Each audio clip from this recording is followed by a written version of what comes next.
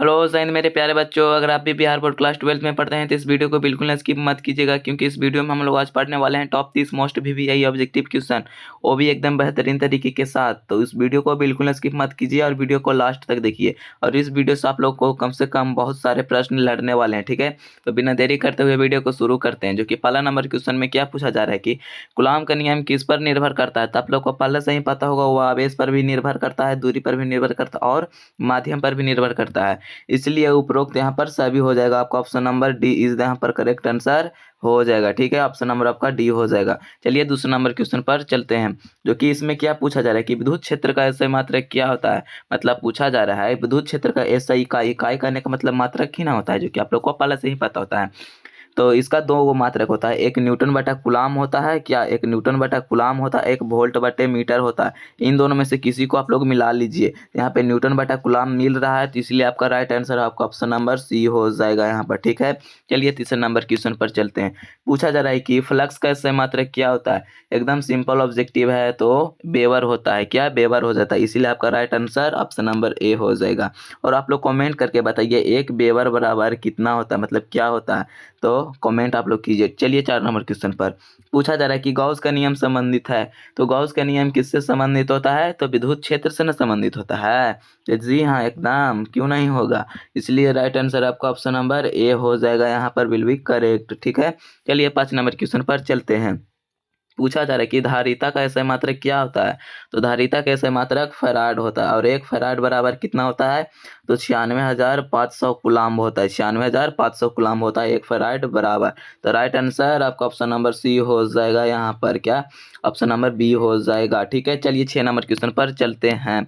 जो कि पूछा जा रहा है कि समानांतर प्लेट संधारित्र के प्लेटों के बीच क्या रखा जाता है। तो वह चालक को रखा जाता है। क्या चालक को रखा जाता है, तो इसलिए आपका राइट आंसर आपका ऑप्शन नंबर बी हो जाएगा यहाँ पर, ठीक है। अगर आप लोगों को क्वेश्चन समझ में नहीं आ रहे तो कमेंट कीजिए, ठीक है। चलिए 7 नंबर क्वेश्चन पर चलते हैं। पूछा जा रहा है कि ओम का नियम लागू होता है। तो ओम का नियम किस पर लागू होता है, तो आप लोग को पता ही होता है, वह धातु पर लागू होता है, सिर्फ धातु पर, मतलब चालक पदार्थ पर। क्या 8 नंबर क्वेश्चन पर चलते हैं। जो कि क्या पूछा जा रहा है कि विद्युत धारा का ऐसे मात्र क्या हो जाता है। एकदम मोस्ट वीवीआई ऑब्जेक्टिव क्वेश्चन के साथ एकदम लॉलीपॉप है, सिंपल क्वेश्चन है, ठीक है। तो इसका राइट आंसर आप लोग कमेंट में बता दीजिए, क्योंकि इतना आसान क्वेश्चन को आंसर बताने में कोई मजा नहीं आता है, ठीक है। चलिए 9 नंबर क्वेश्चन में पूछा जा रहा है कि प्रतिरोध का ऐसे मात्र क्या होता है। एकदम क्या आ रहा है क्वेश्चन, ओम हो जाता है। इसका राइट आंसर क्या ओम हो जाएगा, राइट आंसर आपका सी हो जाएगा, ठीक है। चलिए 10 नंबर में पूछा जा रहा है कि ताप बढ़ने पर धातु का प्रतिरोध क्या होता है। हाँ, ये ना आया मजेदार क्वेश्चन। पूछा जा रहा है कि ताप बढ़ने पर ताप बढ़ने पर धातु का प्रतिरोध क्या होता है। तो देखिए, जब ताप बढ़ेगा तो धातु का प्रतिरोध भी बढ़ जाएगा, लेकिन ताप बढ़ेगा तो अर्धचालक का प्रतिरोध घट जाएगा। मतलब जब कोई अर्धचालक पदार्थ है तो उसे गर्म करते हैं तो उसका प्रतिरोध क्या हो जाएगा, तो घट जाएगा। तो इसका पूछा जा रहा है ताप बढ़ने पर धातु का ना, तो इसका राइट आंसर बी हो जाएगा, मतलब बढ़ जाएगा। तो आपका ऑप्शन नंबर बी इज यहाँ पर करेक्ट आंसर हो जाएगा, ठीक है। चलिए 11 नंबर क्वेश्चन पर चलते हैं। जो कि पूछा जा रहा है कि विद्युत शक्ति का सूत्र क्या है। तो विद्युत शक्ति का सूत्र यहाँ पर आपको पहले से ही पता होगा, क्या होता है, तो P बराबर वोल्ट इंटू धारा हो जाता है यहाँ पर विद्युत शक्ति का सही सूत्र। तो राइट आंसर आपका ए हो जाएगा यहाँ पर, किसके लिए, तो विद्युत शक्ति के लिए, ठीक है। चलिए 12 नंबर क्वेश्चन पर पूछा जा रहा है कि विद्युत ऊर्जा का व्यवहारिक इकाई क्या है। विद्युत ऊर्जा का व्यवहारिक इकाई क्या होता है, तो आप लोगों को भी पता ही होगा, किलोवाट घंटा होता है। राइट आंसर आपका ऑप्शन नंबर सी यहाँ पर हो जाएगा, ठीक है। चलिए 13 नंबर क्वेश्चन पर पूछा जा रहा है कि धारा का चुंबकीय प्रभाव किसने खोजा। एकदम मोस्ट वीवीआई ऑब्जेक्टिव है। धारा का चुंबकीय प्रभाव को किसने खोजा था, तो ऑस्टर्ड ने खोजा था। तो राइट आंसर सी हो जाएगा यहाँ पर, ठीक है। चलिए 14 नंबर क्वेश्चन पर पूछा जा रहा है कि चुंबकीय क्षेत्र की दिशा ज्ञात करने का नियम है। तो चुंबकीय क्षेत्र की दिशा को ज्ञात करने का नियम यहाँ पर आपको क्या है, तो फ्लेमिंग का दायां हाथ का नियम ना, क्या फ्लेमिंग का दायां हाथ का नियम। तो राइट आंसर आपका ऑप्शन नंबर बी हो जाएगा यहाँ पर, क्या ऑप्शन नंबर आपका बी यहाँ पर करेक्ट हो जाएगा, ठीक है। चलिए 15 नंबर क्वेश्चन पर अब पूछा जा रहा है कि चुंबकीय फ्लक्स का ऐसे मात्रक क्या है। तो चुंबकीय फ्लक्स का ऐसे मात्रक वेबर होता है। एकदम रिपीट क्वेश्चन हो सकता है, वेबर हो गया।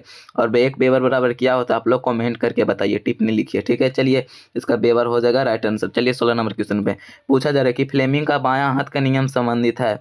तो फ्लेमिंग का बायां हाथ का नियम किससे संबंधित है, तो मोटर से संबंधित है। क्या मोटर से, यस राइट आंसर आपका ऑप्शन नंबर बी यहाँ पर करेक्ट आंसर हो जाएगा, ठीक है। चलिए 17 नंबर में पूछा जा रहा है कि फ्लेमिंग का दायां हाथ के नियम संबंधित है। तो ये भी हो जाएगा जनरेटर से। क्या? तो आपका राइट आंसर जनरेटर हो जाएगा। ठीक है, यहाँ पर आपका बी नंबर यहाँ पर सही हो जाएगा। चलिए 18 नंबर में पूछा जा रहा है कि विद्युत चुम्बकीय प्रेरण का खोज किसने किया। तो विद्युत चुम्बकीय प्रेरण का खोज किसने किया था, तो वह फैराडे भैया ने किया था खोज। राइट आंसर आपका ऑप्शन नंबर बी हो जाएगा। ठीक है, चलिए 19 नंबर क्वेश्चन में पूछा जा रहा है कि प्रेरित ईएमएफ निर्भर करता है। ईएमएफ कहने का मतलब होता है इलेक्ट्रोमोटिक फोर्स और उसका हिंदी होता है विद्युत वाहक बल।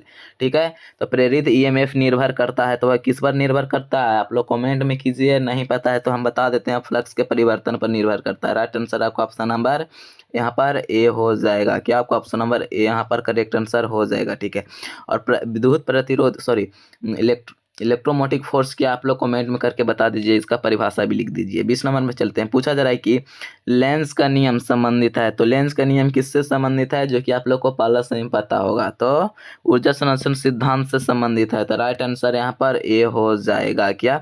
ऊर्जा संरक्षण सिद्धांत से संबंधित है। तो राइट आंसर आपका ऑप्शन नंबर ए हो जाएगा। चलिए 21 नंबर में पूछा जा रहा है कि स्वप्रेरण का एसआई मात्रक क्या होता है।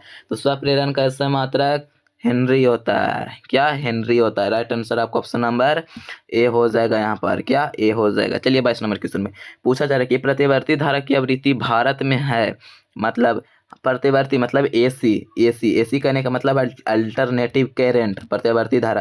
तो 50 हर्ट्ज न होती है, हर्ट्ज की आवृत्ति 50 हर्ट्ज न होती है, इसलिए आपका राइट आंसर बी हो जाएगा। क्या? ऑप्शन नंबर बी हो जाएगा भारत में प्रतिवर्ती धारा के लिए।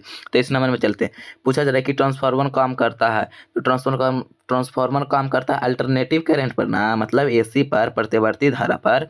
राइट आंसर आपका ऑप्शन नंबर बी हो जाएगा यहाँ पर करेक्ट आंसर आपका। चलिए 24 नंबर पर पूछा जा रहा है कि ट्रांसफार्मर में ऊर्जा हानि होती है। तो ट्रांसफार्मर में ऊर्जा हानि किस पर हानि होती है, किस पर हानि होती है, तो आप लोग को नहीं पता है, तो वह हो जाएगा तांबे की हानि और लोहे की हानि, मतलब ए और बी दोनों हो जाएगा। तो राइट आंसर डी यहाँ पर करेक्ट आंसर ऑप्शन नंबर हो जाएगा। क्या? डी हो जाएगा।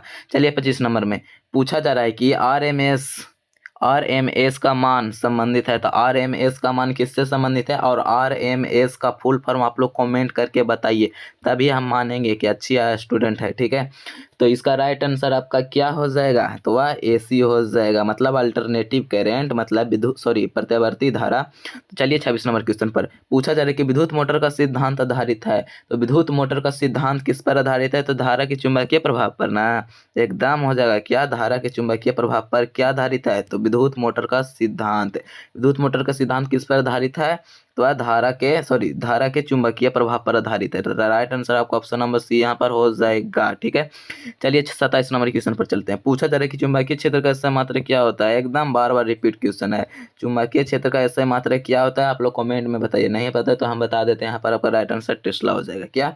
टेस्ला हो जाएगा, इसीलिए राइट आंसर आपका ऑप्शन नंबर बी यहाँ पर हो जाएगा।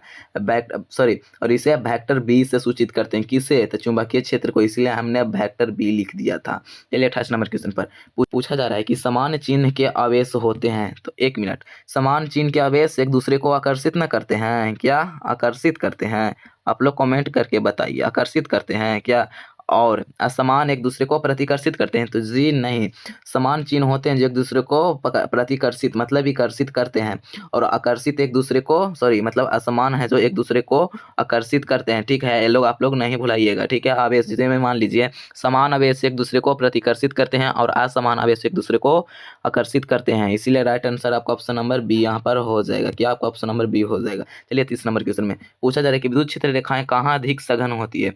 पूछा जा रहा है क्या विद्युत क्षेत्र रेखाएं कहाँ अधिक सघन होती है, तो राइट आंसर हो जाएगा मजबूत क्षेत्रों में, यह सबसे सघन होते हैं। तो राइट आंसर बी हो जाएगा यहाँ पर। क्या? आपका राइट आंसर बी हो जाएगा। क्या होता रहता है, बी हो जाएगा। तो यहाँ पर आपका top 30 most VBI objective complete हो चुका है। तो उसके लिए आप लोग वीडियो को लाइक एंड चैनल को सब्सक्राइब कर लीजिए, और ऐसा ही वीडियो आता लगा उसके लिए